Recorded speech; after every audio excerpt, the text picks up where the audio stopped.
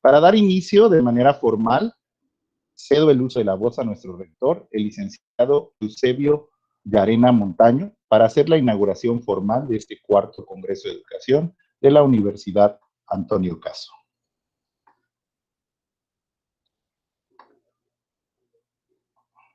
Licenciado, tiene apagado su micrófono, si nos hace favor de prenderlo. Muchas gracias, maestro Alfonso. Muy buenas tardes a todos. Me da mucho gusto saludarles el día de hoy. Estamos aquí reunidos para llevar a cabo una serie de conferencias magistrales. Gracias a nuestros invitados conferencistas para esta hermosa jornada de congreso. Y sin más, vamos a dar por iniciado este mismo congreso, siendo las 16:26 del tiempo de Veracruz. Damos oficialmente inaugurado el cuarto Congreso de Educación de la Universidad Antonio Caso. Muchísimas gracias y muchas felicidades a todos por estar el día de hoy aquí.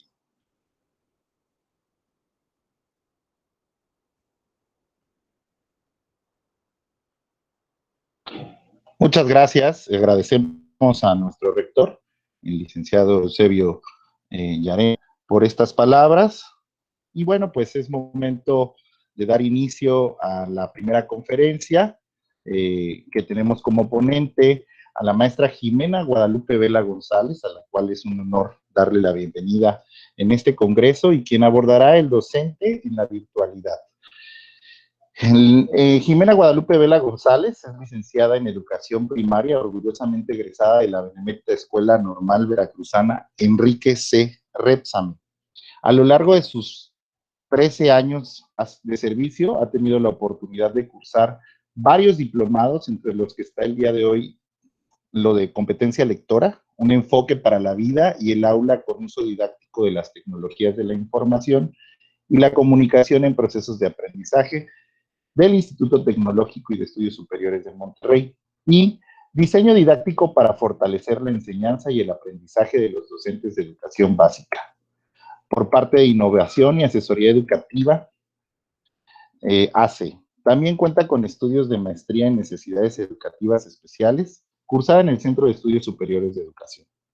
En cuanto a su trayecto profesional, inició en el 2007 trabajando en una comunidad rural del municipio de Tlaxcoya, en una escuela multigrado tridocente, donde fue maestra y directora durante 7 años, periodo en el cual también participó como asesora en los diplomados que se dieron para la implementación de la reforma integral de la educación básica en el año 2011, en la que los docentes comenzaron a familiarizarse con el enfoque por competencias.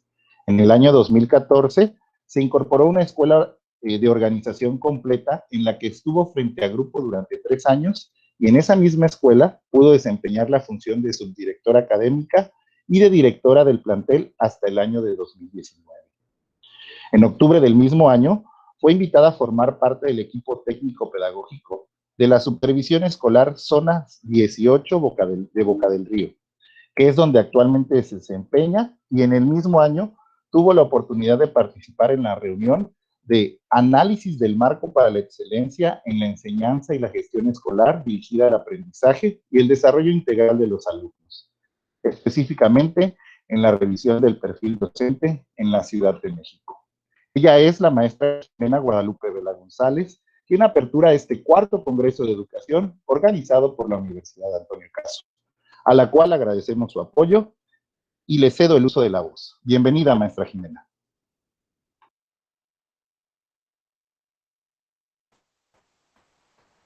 Muchas gracias, maestro Alfonso.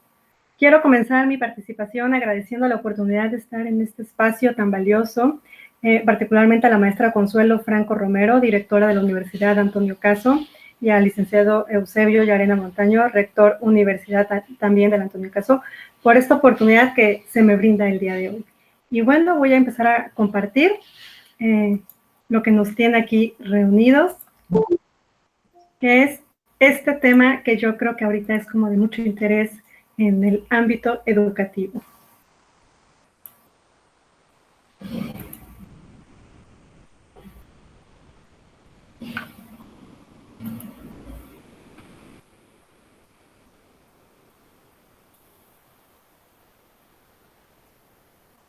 Bien, el tema es el docente en la virtualidad.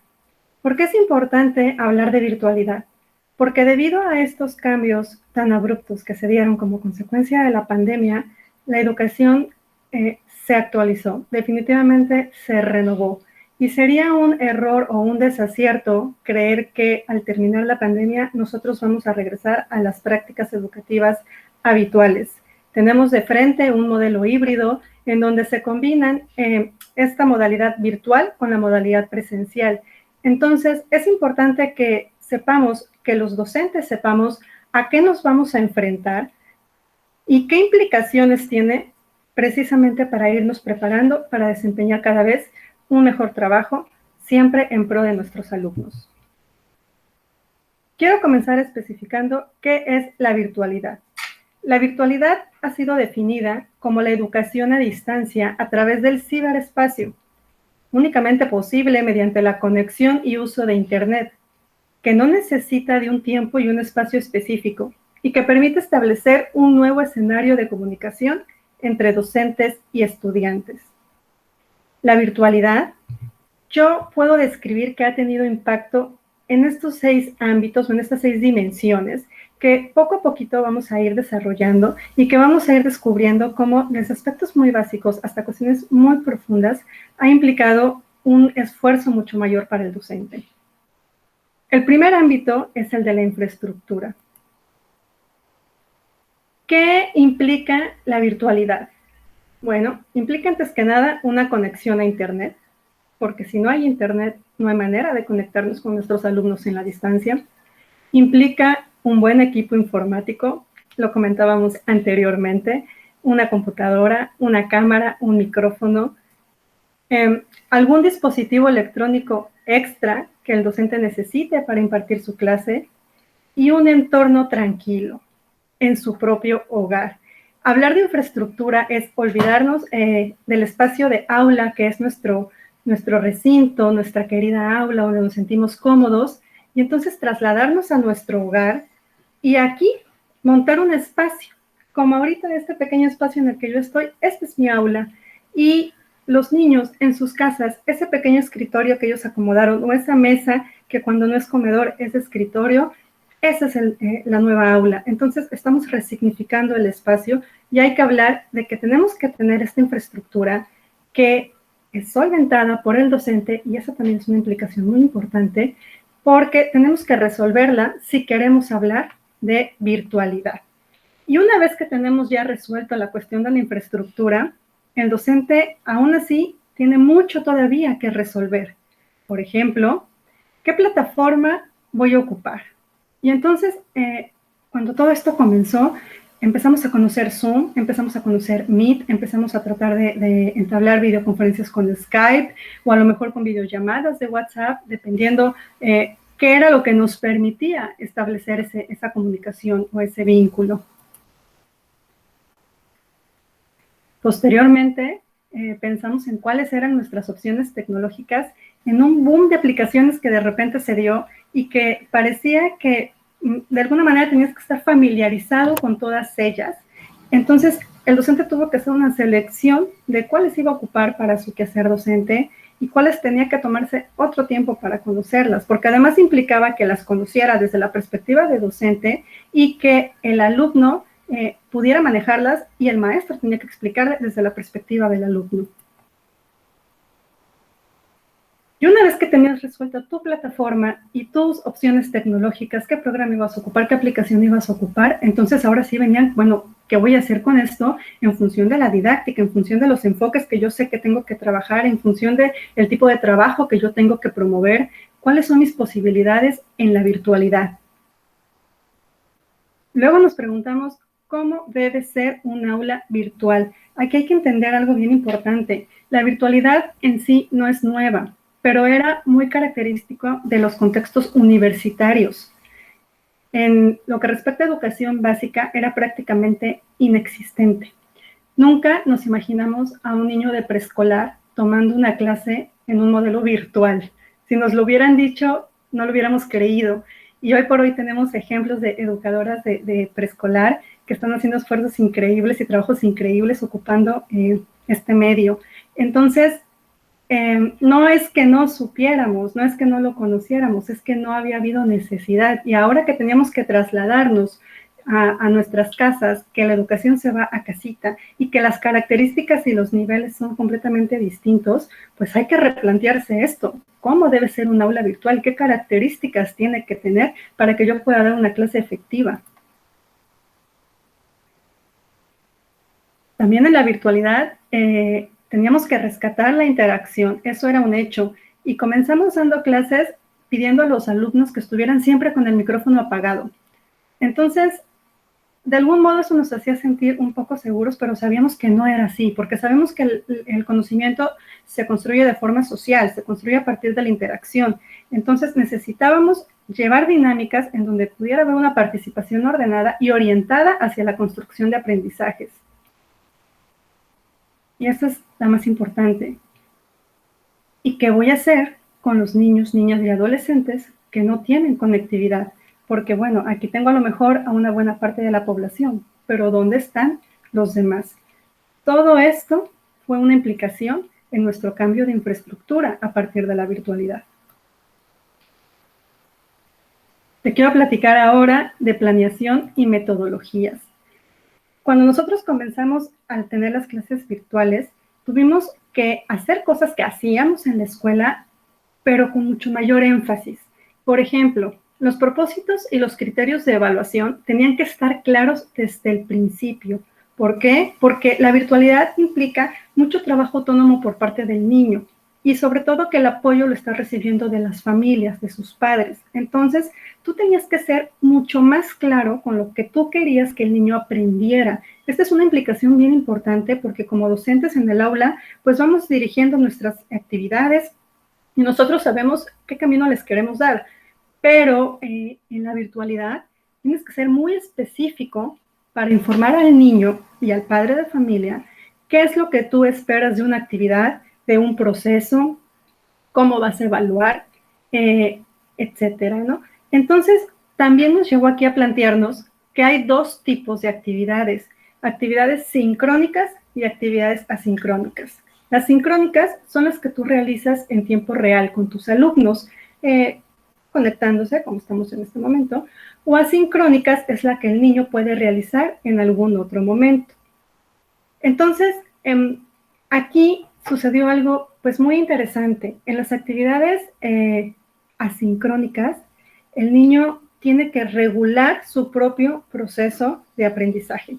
Hay centros escolares que lograron trasladar esta estructura de la escuela a la casa. Los niños se conectan de 8 a 12:30 o de 8 a 2 de la tarde, tienen sus recesos bien marcaditos como los tienen en la escuela, pero esto es en la minoría de los casos, porque estamos suponiendo que hacer eso implica que el niño tiene su propio dispositivo, que es una familia, por ejemplo, de 2 hijos, cada niño tiene su dispositivo, cada niño tiene su espacio lo suficientemente separados para que no entorpezcan la comunicación de cada uno de sus clases y eso es un privilegio que tienen algunos alumnos, pero no la mayoría. La mayoría son alumnos que comparten dispositivo, que tienen el mismo espacio de estudio. Entonces no podíamos respetar esa estructura de escuela y llevárnosla a las casas. Tuvimos entonces que diseñar actividades asincrónicas y luego en una sincrónica que implica la virtualidad, ahí rescatar lo más que se pueda de los aprendizajes o de lo estudiado en la semana. Y eso nos llevó a la secuencia de actividades, una secuencia de actividades que precisamente privilegiara algunos contenidos por encima de otros que no es que no sean importantes, simplemente que se pueden aprender en un momento posterior, que las actividades no fueran repetitivas, que las actividades representaran un reto sin que por eso significara que fueran imposibles de resolver para el alumno. También en esta parte tuvimos que hacer uso de qué materiales nos apoyan, ¿no? Por ejemplo, tenemos la plataforma de Aprende en Casa o tenemos la página del CONALITEC con el catálogo histórico de libros de texto desde los actuales hasta 1960. Tenemos mucho material, pero hay que saber cómo ocupar ese material. Y aquí también quiero hacer como un paréntesis, porque hay unas metodologías que a consecuencia de la pandemia tomaron mucho más fuerza. insisto, no es que no las conociéramos, simplemente que la dinámica escolar te lleva a otros procesos que tú puedes regular más. Pero ahora, con la cuestión de la virtualidad, cobra mucha fuerza, por ejemplo, el aula invertida. ¿Qué es el aula invertida o flipped classroom? Bien, el aula invertida es que los alumnos en casa estudien y se preparen para participar en las actividades. Pero ojo, esto implica que el docente haga todo un trabajo de preparación. ¿Por qué? ¿Qué es lo que los estudiantes van a revisar en casa? Bueno, van a observar un video que a lo mejor grabó el maestro, que él se pudo haber grabado a sí mismo, o que a lo mejor él lo escogió algún material de YouTube, que es una de las plataformas más usadas, y se los mandó a los niños para que lo vieran. Que leyeran un texto en específico, previamente seleccionado también acerca del tema que iban a revisar, que escucharan podcasts o audios que también pudieron haber sido hechos por el mismo docente, que buscaron una información en específica, se les da el tema y ellos son los que navegan en internet buscando esta información. Algunos ejercicios como cuestionarios o preguntas de opción múltiple que los fueran orientando precisamente hacia dónde quería que el maestro llegara. Y bueno, una vez que ellos hacen todo esto en casita, y que a mí se me ocurre que lo pueden estudiar a lo mejor de lunes a jueves, pensando que hay alumnos que solamente se están conectando una vez a la semana. ¿Qué sucede entonces en la clase? Bueno, en la clase los estudiantes practican aplicando conceptos clave mientras reciben retroalimentación, que ojo, esta palabrita de retroalimentación la vamos a ver muy seguido porque también en la virtualidad cobra muchísima fuerza. Pero entonces los reunimos ya en la actividad sincrónica. ¿Y qué ponemos a hacer a nuestros alumnos? Bueno, hacemos actividades como el debate, por ejemplo, en donde ellos van a tener que demostrar pues que leyeron el texto, o que observaron el video, o que escucharon el podcast, o que buscaron información, o que asimilaron algunos conceptos, preguntas directas, retos, juegos incluso, favorecer el diálogo. Es decir, en clase yo tengo que propiciar que los alumnos demuestren que en casa estudiaron. Eso es el aula invertida.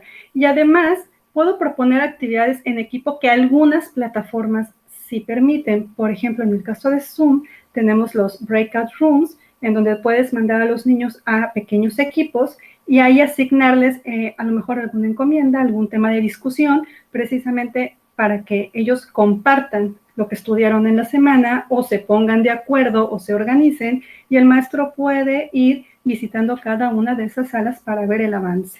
En eso consiste el aula invertida, que ahorita en la virtualidad y en la situación de pandemia que estamos viviendo ha sido una estrategia, una metodología de trabajo muy poderosa para los maestros.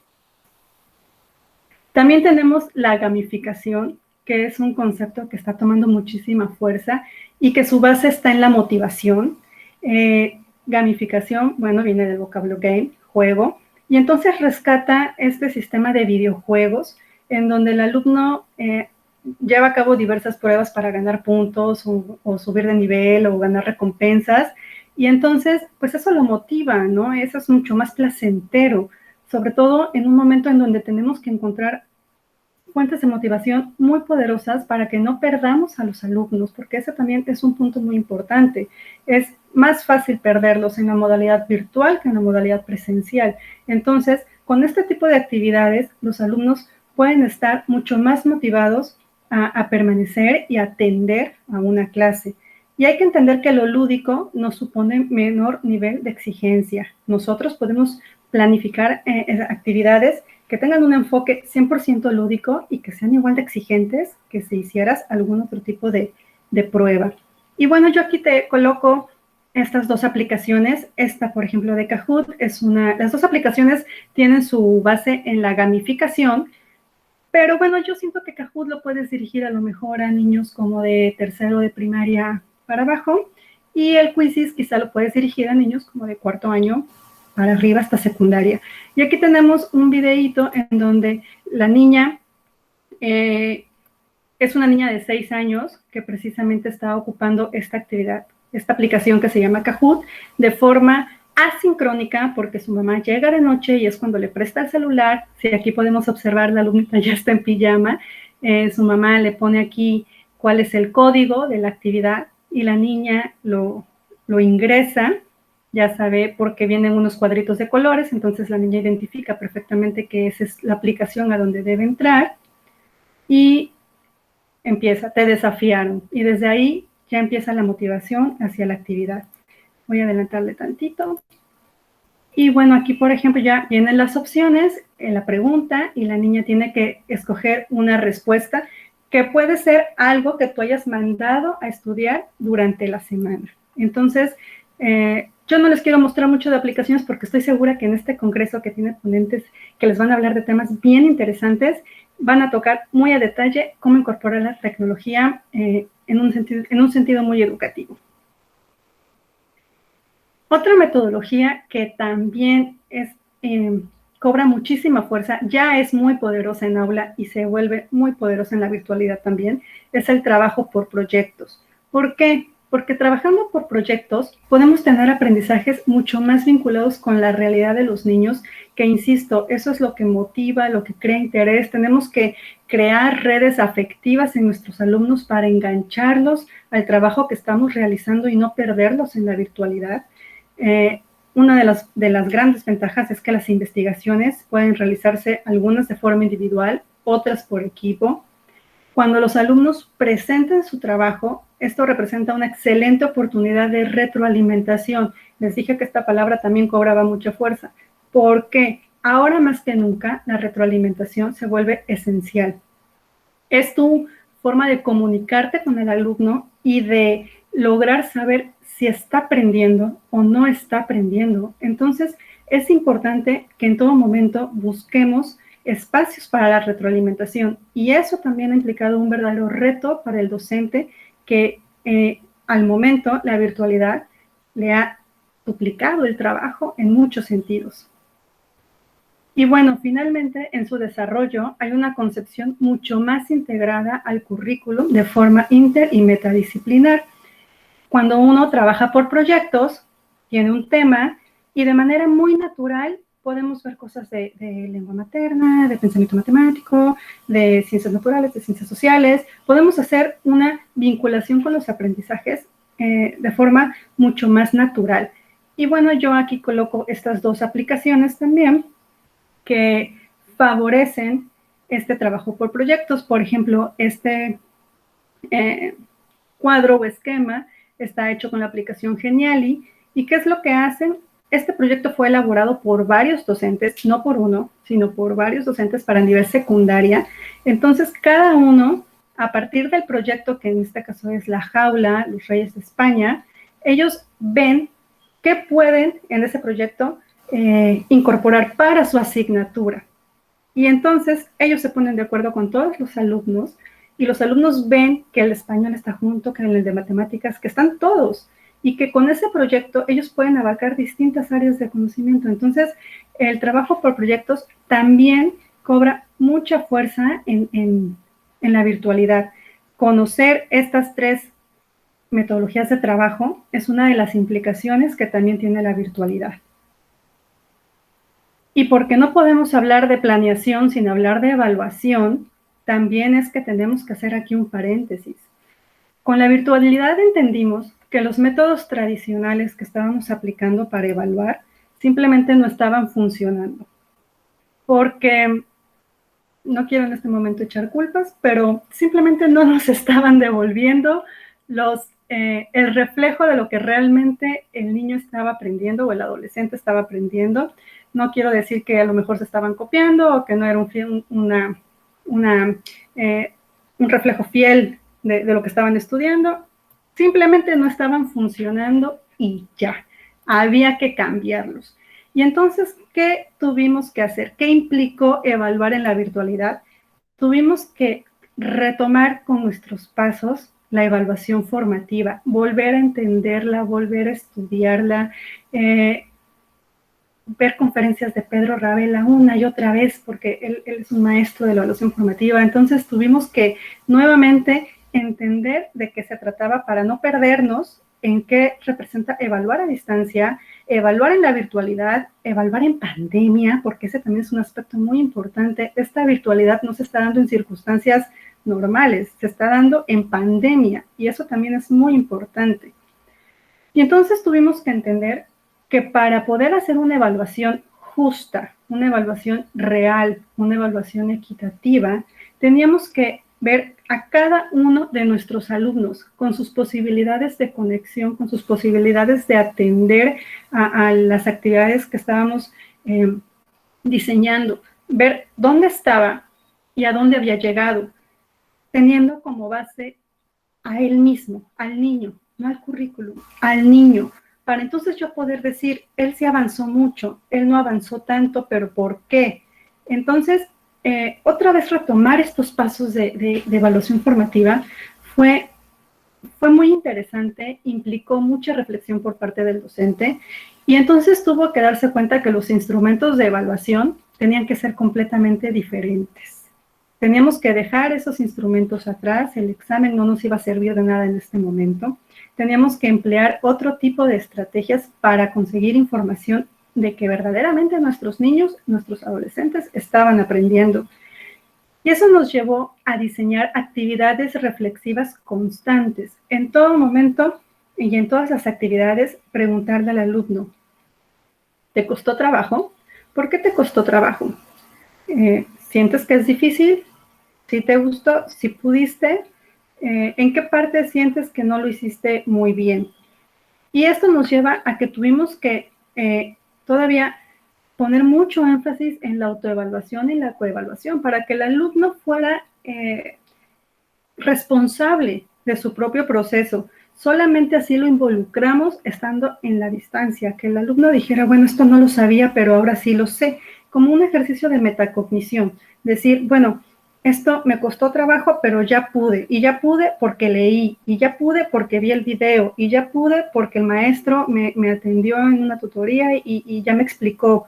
Entonces, esto también tuvo muchas implicaciones en la forma en que veníamos evaluando, y la retroalimentación oportuna, como les dije, cobra mucha fuerza, porque ahí es cuando tú puedes obtener información real de si el alumno está aprendiendo. Creemos erróneamente que al recibir la evidencia, las fotos, que nuestro celular se saturó de fotografías, ya podíamos ver si nuestros alumnos estaban aprendiendo o no. Y eso no es así. Una retroalimentación es buscar el momento para hablar con nuestro alumno, ya sea comunicación escrita o comunicación oral, y preguntarle, ¿crees que puedes mejorar? Veo que tu trabajo está muy bien, se vale dar un juicio de valor, creo que tu trabajo está muy bien, creo que lo puedes mejorar, tú sabes en qué lo puedes mejorar, y a partir de esas respuestas, obtener información que realmente nos sirva para ver si nuestro alumno está aprendiendo o no, y en caso de que no esté avanzando hacia donde nosotros queremos, tomar decisiones en cuanto al cambio de estrategias o a una intervención pedagógica o algún ajuste razonable oportuno. Entonces, hablar de evaluación en la virtualidad, claro que implica regresar sobre nuestros pasos para entender a profundidad qué implica la evaluación formativa. Pasando a otra de las dimensiones, les quiero platicar acerca de la gestión de emociones. ¿Qué ha representado la virtualidad a nivel emocional? Y esto los docentes lo tienen ahorita a flor de piel porque, bueno, lo acaban de trabajar en un consejo técnico. Y bueno, aquí dice, el aprendizaje no es posible si no hay bienestar emocional del que aprende. Yo me atrevo a decir que el aprendizaje o la enseñanza tampoco es posible si no hay bienestar emocional del que enseña. En ese sentido, ambos actores estaban sumamente estresados, los alumnos y los maestros. Estresados, cansados, frustrados y un cúmulo de sentimientos que estoy segura saben perfectamente a cuáles me refiero. Y entonces tuvimos que hacer una pausa, tuvimos que hacer mucho ejercicio de de autoanálisis, porque además, insisto, la virtualidad no se está dando en circunstancias habituales, se está dando en circunstancias en donde hay mucho estrés a nuestro alrededor, mucha incertidumbre, y eso lo viven los niños y lo viven los maestros. ¿Y cómo se va a dar un proceso de enseñanza, aprendizaje, cuando hay tanta carga emocional de por medio? Aquí voy a recurrir a estos fenómenos sociales, a estos memes, que bueno, básicamente son imágenes que cobran mucha fuerza por el reflejo de la sociedad, ¿no? Porque son un reflejo de nuestra sociedad. Y bueno, por ejemplo, aquí tenemos una niña que está con sus libros, el montón de libros, aquí se alcanza a ver el teclado. Dice, yo cuando estoy estudiando y me doy una pausa para llorar porque no entiendo nada, así está la niña. Este chiquitillo también se acaba de hacer viral hace poquito porque lloraba despavoridamente, y bueno, aquí le agregan, yo llorando porque no entiendo ni física, ni química, ni las clases en línea, ni mi vida, ni nada, de verdad el niño no sabe qué pasa. Y aquí pues un niño que a mí me encanta porque yo me imagino que la mamá le dijo, y no te mueves de ahí hasta que la clase termina, y pues no se movió, pero tampoco le dijo en qué posición tenía que estar, mientras su maestra estaba pues dando la clase, ¿no? Entonces él está esperando que se cumpla su cuota de virtualidad para ya pararse de ahí e irse a jugar. En un principio estas imágenes, pues uno las ve en sus redes sociales y pudieran parecer chistosas, pudieran sacarte una risita, pero si las analizamos a profundidad, no es gracioso en verdad. ¿Por qué? Porque hay niños que les gusta la escuela y hay otros niños que no les gusta la escuela, que prefieren el campo de fútbol, que prefieren la clase de artes, que prefieren danza, que prefieren otro tipo de actividades. No necesariamente les tiene que gustar la escuela y es perfectamente normal y entendible y comprensible, pero no por eso tiene que ser una de las experiencias más traumáticas de tu vida. Eso no está bien. Entonces, aquí también entró un proceso de reflexión muy fuerte en donde como maestros tuvimos que preguntarnos, bueno, ¿qué experiencia le estoy generando a mis alumnos en esta educación a distancia en modalidad virtual? Los estoy saturando de tareas, los estoy aburriendo en mis clases, no quieren conectarse, la mamá me manda mensajes y dice que ya no sabe qué hacer con el niño, soy yo, es él, ¿qué está pasando? Yo le encargo tareas, pero también yo tengo mucho que revisar. O sea, implicó de verdad calmarnos, aterrizarnos, ponernos en el lugar de otro, mucha empatía. Y en ese sentido hay que preguntarse, ¿es posible entonces en la virtualidad el vínculo maestro-alumno? Y yo te puedo decir que sí, sí es posible, y no solamente es posible, es necesario. Es necesario que aún en la virtualidad este vínculo se fortalezca. Y hay muchos maestros que lo están haciendo. Por ejemplo, hay maestros que sistemáticamente envían frases motivadoras a sus alumnos, a todos, al que lo hace bien, al que todavía le cuesta trabajo, al que no se logra conectar con él en la distancia, constantemente el maestro motiva a sus alumnos a que continúen, a que todo va a estar bien, a darles un poquito de paz. Hay maestros que pasan horas al teléfono haciendo retroalimentaciones personalizadas, precisamente porque ya entendimos esta importancia que cobra la retroalimentación en la virtualidad, y entonces hablan con sus niños por teléfono y cómo estás, cómo te sientes, qué pasó con la tarea, qué te costó trabajo, pero vas muy bien, no te preocupes, si te atoras, mandan un mensajito. Están recibiendo llamadas de WhatsApp, mensajes de WhatsApp a deshoras de la noche y los contestan por sus alumnos. Entonces, están estableciendo tutorías personalizadas también, precisamente se conectan con sus alumnos en una plenaria cuando están todos los niños, pero van identificando a los que no participan o a los que las evidencias no están como muy bien hechas, y entonces con ellos se establecen otros horarios, porque es la manera de decirle al niño, me importas, me importa que aprendas porque me importas tú, no al revés. Entonces, todo esto son ejemplos de lo que los docentes han tenido que hacer para cuidar las emociones de sus alumnos, incluso abrir tiempos para la escucha, dejarlos ahí tantitos conectados en la plataforma, en Meet, en Zoom, y preguntarles esto: ¿cómo ha sido tu día? ¿Cómo te sientes? ¿Te veo un poco triste? ¿Todo bien? O simplemente que entre ellos platiquen, dejarles ahí, hacer como que uno no está, y ver que entre ellos hablen, que entre ellos hagan bromas. Todo esto el maestro lo ha tenido que considerar para tener una clase virtual mucho más efectiva. ¿Y esto qué implica? Pues implica mucho más tiempo y esfuerzo al seguimiento socioemocional, a que el docente haga uso de todas esas estrategias que tiene para desarrollar habilidades socioemocionales en sus alumnos. Pero bueno, ¿y qué ha pasado entonces con el maestro? Y aquí quiero rescatar lo que muchos líderes pedagógicos, directores y supervisores han estado haciendo para cuidar a sus maestros.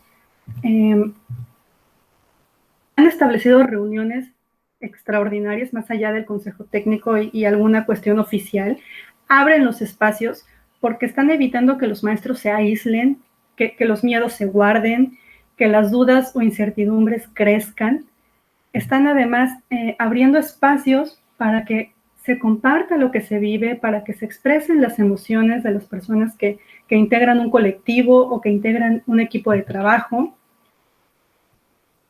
Aunque los docentes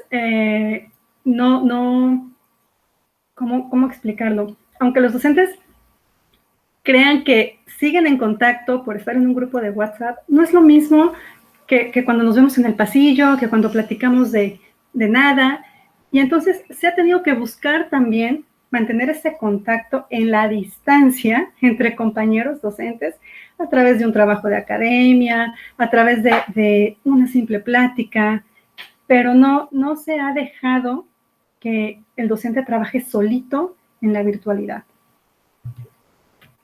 Y finalmente se han hecho reuniones que tienen como único objetivo abrazar el buen humor.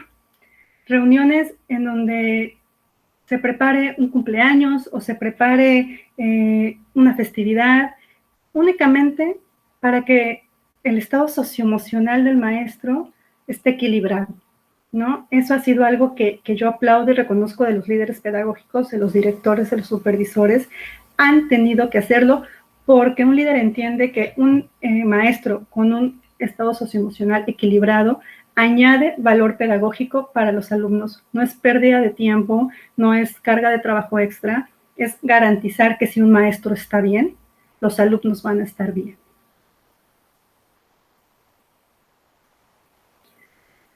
Te quiero hablar de el desarrollo profesional. ¿Qué ha implicado la virtualidad en el desarrollo profesional? Yo creo que en este aspecto hay muchísimos logros y hay muchos aspectos positivos. Actualmente hay directores y supervisores tomando cursos, diplomados de liderazgo y gestión. ¿Por qué? Porque han sido momentos de mucha incertidumbre, de muchos cambios muy abruptos. Entonces ellos han tenido que dar respuesta. Los directores al inicio del ciclo escolar tenían de frente pues que responder a las solicitudes de las autoridades educativas. A un costado tenían a los maestros que también tenían que responder a los padres de familia. Ellos también tenían a los padres de familia. Tenían que articular a toda la comunidad educativa de la que forman parte para que la educación a distancia en la modalidad virtual continuara. Entonces, todos ellos reconociendo la importancia de su función y de esa posición que es el directivo o la supervisión escolar, comenzaron a prepararse en lo que es liderazgo y gestión.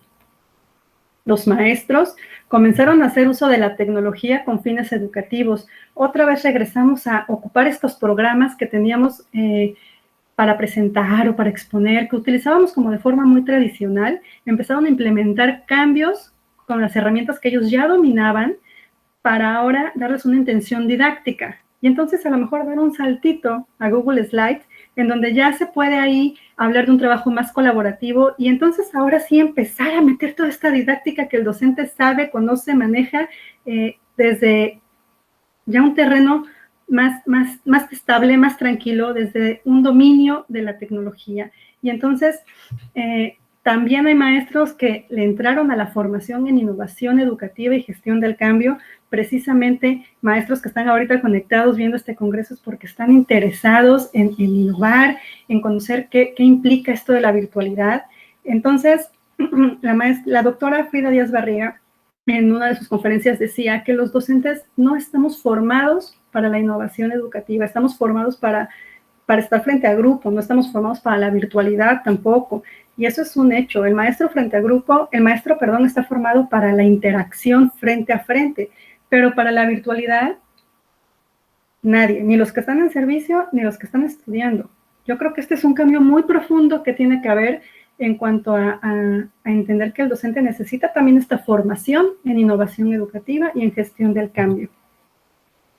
Y esta parte que también me parece interesantísima, poco antes de que, hace un año, poco antes de que nos tuviéramos que confinar, ya estábamos hablando de comunidades profesionales de aprendizaje, como si supieran que esto iba a llegar. Y entonces, al confinarnos, y gracias a la tecnología y a los avances que hay, pudimos hablar ahora de comunidades profesionales de aprendizaje virtuales, en donde ya la movilidad de recursos es mucho más fácil porque no tienes más que conectarte y puedes estar en contacto con maestros de otros estados, de otros países y tocar un punto, tocar temas de interés para todos, ¿no? Entonces, estas comunidades profesionales de aprendizaje están surgiendo con mucha fuerza porque además el maestro sabe que para poder mejorar, para poder enriquecer el trabajo, hay que compartirlo y hay que aprender de los demás. El maestro sabe que el trabajo en equipo es fundamental, el trabajo en redes. Entonces, se han establecido y hay muchos maestros participando en comunidades profesionales de aprendizaje en este momento virtuales y están exponiendo sus propias prácticas educativas y están reflexionando sobre ellas o sobre las prácticas educativas que los demás están presentando. Y estamos haciendo intentos de mejora y de innovación, porque precisamente en este tenor estamos todos. En este momento, yo me atrevo a decir que no es que alguien sepa perfectamente lo que tienes que hacer en una clase virtual en educación básica. Estamos aprendiendo, yo veo que la maestra hace esto en su grupo, yo creo que me puede funcionar. Los maestros a mí me lo han comentado, ¿por qué no organizamos una observación de clases virtual, como lo hacíamos antes presencial, pero ahora que nos den acceso a la clase de otra maestra que está en línea, porque necesitamos compartir para mejorar. Eso es un hecho y es un principio de las comunidades profesionales de aprendizaje. Y bueno, ¿qué pasó con la organización escolar? La organización escolar en la escuela tradicional pues implica eficientizar los recursos con los que se cuentan. Siempre ha habido dos que han sido muy prioritarios, que son el tiempo y el espacio. Ya sabemos que el espacio, pues es casita, pero el tiempo se volvió como una especie de reloj de Salvador Dalí, todo flexible, porque muchas estructuras se rompieron. Insisto, hubo escuelas que lograron trasladar su estructura de escuela de 8 a 12 y media, con su recreo de media hora a las 10 para que el desayuno, si te vuelves a conectar y todo esto, pero hay escuelas que no se puede por las características de la comunidad educativa. Entonces, implicó que se adecuaran horarios para las conexiones, que los maestros se pusieran lo que nunca antes había sucedido, ¿no? Por ejemplo, que los maestros dijeran, bueno, ¿tú a qué hora te vas a conectar? A las 5, a las 9 de la mañana, pero a las 9 de la mañana el hermanito también se conecta, entonces no puede estar en tu clase y no puede estar en la mía. A ver, movemos horarios, ¿no? Todas estas implicaciones llegan con la virtualidad. Si queremos seguir trabajando en la virtualidad, son consideraciones que debemos de tener en cuenta. Los horarios tienen que definirse en equipo, precisamente para no crear conflicto, por las posibilidades que tienen nuestros alumnos. Los maestros, los directivos, tuvieron que crear espacios para la reflexión compartida mucho más allá de lo que implican los consejos técnicos escolares, que sabemos que es un espacio de desarrollo profesional muy importante, pero por la misma modalidad, por la misma situación, ellos tuvieron que crear espacios para ahí ver cómo van sus maestros, compartir estrategias, que ya lo mencionábamos anteriormente, ver qué está pasando, cuántos niños tienes conectados, cuántos ya no están, por qué no están, qué pasó con ellos. etcétera. Y al romperse esta estructura, espacio y tiempo como la conocemos, también han surgido propuestas muy interesantes que tienen que ver con la organización y el trabajo en equipo de los colectivos. Por ejemplo, hay colectivos en donde un maestro ha asumido la tutoría. No, aquí ya no hay sexto A y sexto B, porque en una plataforma cabemos todos. Entonces, a lo mejor un maestro dice, yo me voy a conectar los viernes y mándenme a mí a los que tengan alguna dificultad en lectura, porque yo tengo unas actividades muy bonitas y los voy a poner a leer, y no importa si es de primero, segundo, tercero, cuarto, quinto, sexto, quien necesite mejorar lectura, yo lo hago. Entonces, hemos incluso roto esta estructura de este es mi grupo y yo soy su maestra y yo trabajo con ellos. No, aquí puede entrar otro maestro, que también esto es, por ejemplo, la codocencia. Hay maestros, lo voy a mencionar en sexto de primaria, hay maestros que se han organizado y que dicen, bueno, yo voy a dirigir la actividad de español con tu grupo y con el mío, no pasa nada. ¿Qué te parece que tú diriges la actividad de pensamiento matemático con tu grupo y con el mío?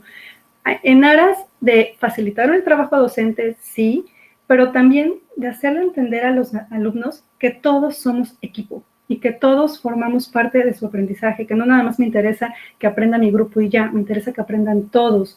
Entonces, estas decisiones que han sido muy arriesgadas, pero también han sido muy valiosas y que son oportunidades que se generaron a partir de que, pues, esta estructura espacio-tiempo, la virtualidad nos la hace todavía mucho más flexibles, ¿no? O, por ejemplo, hay alumnos que en la semana, pues, no se conectan, pero ya la maestra hizo un diagnóstico y vio que los papás ya están más disponibles los viernes a las 5 de la tarde, entonces a esa hora yo voy a tener mi clase con ellos de 5 a 7, aunque si estuviéramos en la escuela, estuviéramos yendo de 8 a 9, pero voy a trabajar con aula invertida, como ya lo vimos, entonces yo voy a retroalimentar el día viernes. En fin, son posibilidades que se están dando en la organización escolar a partir de esta flexibilización que otorga la virtualidad. Y también se han tenido que crear espacios para recuperar sentires de los alumnos, sentires de los maestros, incluso sentires de los padres de familia. Los padres de familia también han tenido que asistir a juntas virtuales, participar en esta dinámica, porque necesitamos como comunidad educativa estar en sintonía todos. Hay escuelas que, por ejemplo, cada 15 días están mandando cuestionarios de Google Forms, y entonces van monitoreando cómo estás, papá, cómo te sientes, estás a gusto con el trabajo que se está realizando con tu niño, crees que se le puede apoyar de otra manera. En fin, se están buscando las estrategias para recuperar todas las opiniones de la comunidad educativa. Y esto nos lleva al último punto de estas dimensiones, que sería el contexto familiar. La virtualidad ha implicado que el vínculo con el contexto sea un acercamiento mucho más profundo. Si bien es cierto que en la escuela tradicional tenemos que trabajar con las familias muy de cerca, de todas maneras siempre queda como, pues obviamente en una distancia muy respetable las dinámicas familiares de cada alumno. Pero ahorita nos tuvimos que dar la tarea de conocerlas mucho más a fondo, porque el maestro, bueno, la virtualidad implicó que el maestro se convirtiera en un orientador de estrategias de motivación hacia el estudio. Es decir, no solamente él motivando desde su papel como maestro, sino dándole estrategias a los padres para que en familia lo motiven hacia el estudio. Y además estrategias de motivación, estrategias de apoyo. ¿Cómo lo pueden apoyar ahora que estamos en la virtualidad? Incluso cómo pueden planificar el tiempo a casa, muy relacionado con lo que ya veíamos, cuando son 3 niños los que tienen una televisión o los que tienen una computadora, los que solamente tienen este espacio. El maestro ha tenido que ser esa guía que oriente a las familias para decir cómo pueden planificar los tiempos para que todos puedan acceder al aprendizaje. Y también ha implicado que el docente conozca mucho más a las familias para que pueda diseñar actividades que verdaderamente puedan realizarse en familia. Si nosotros encargamos trabajos en familia los martes o los miércoles, por ejemplo, sin saber que papá y mamá están todo el día fuera trabajando, que al niño lo dejan al cuidado de un tío, de una tía o de un vecino, pero que realmente no está siendo atendido, solamente está siendo cuidado. Entonces, ¿qué actividad puede funcionar si no consideramos todo eso? Entonces, hemos tenido que platicar muy de cerca con las familias, incluso a veces tener este contacto tan profundo en cuestiones en las que a veces antes teníamos mucha reserva. Y todo esto, pues obviamente en aras de apoyar a nuestros alumnos en casa, porque insisto, la virtualidad implica que el trabajo también sea mucho más autónomo y que el niño se haga mucho más responsable de su propio proceso formativo. Y entonces esto implicó que la escuela para padres también se fuera a la virtualidad. Y tenemos entonces maestros, maestras, orientadores que están desarrollando talleres para padres para darles todas estas estrategias para conocer mejor y poder trabajar con los docentes en función de actividades que verdaderamente se puedan realizar en casita. Y entonces la virtualidad implicó que los padres de familia o los talleres para padres también se fueran a modalidad virtual. Y bueno, ya una vez que revisamos qué implicaciones tiene la infraestructura, la planeación de sus metodologías, la gestión de emociones, el desarrollo profesional, la organización escolar, el contexto familiar, ya que vimos que hablar de virtualidad no es tan sencillo como decir, pues me conecto y ya, ¿verdad? Tenemos que ver entonces qué nos ha enseñado la virtualidad, qué ha implicado para el docente la virtualidad. Punto número 1, nos recordó, pero bueno, no, nos resaltó la importancia de la escuela. Cuánto extrañamos la estructura escolar, cuánto extrañamos nuestras escuelas, nuestras aulas, los papás poder llevar a sus hijos, dejarlos ahí seguros, sabiendo que el maestro está a cargo, que el maestro está llevando a cabo su proceso de enseñanza-aprendizaje, que los niños están participando, están interactuando, están jugando, están aprendiendo. Yo creo que más que nunca valoramos nuestro edificio escolar, pero también hemos demostrado que el docente aquí sentado detrás de esta pantalla es escuela y que el alumno en cada una de sus mesitas, con cada uno de sus materiales, de su computadora, de su celular, es escuela. Entonces, qué bonito poder decir que hoy por hoy reconocemos que extrañamos nuestro centro escolar, pero que la escuela la formamos o la escuela somos maestros, alumnos y padres de familia. Yo creo que hoy más que nunca ese sentimiento está entendido, está comprendido. Otra cosa también de la virtualidad es que demostró que el docente quiere capacitarse, que el docente quiere aprender.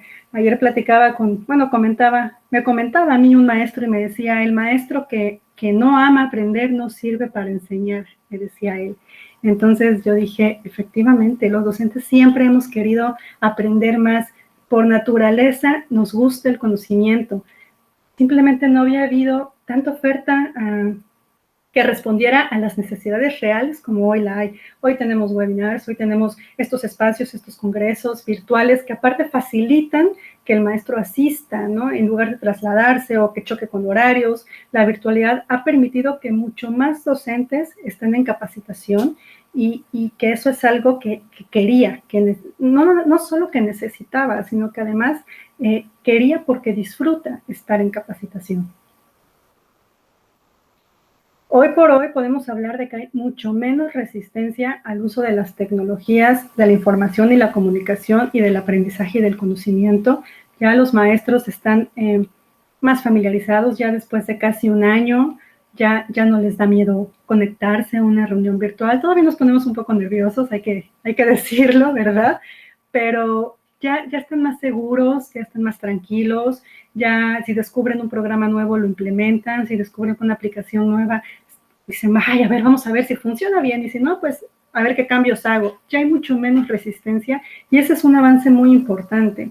Y esto es bueno porque entonces cuando regresemos a nuestras escuelas, insisto, no vamos a regresar siendo los mismos, vamos a regresar con mucho más herramientas que definitivamente vamos a tener que aplicar o vamos a poder aplicar en el aula, vamos a regresar fortalecidos.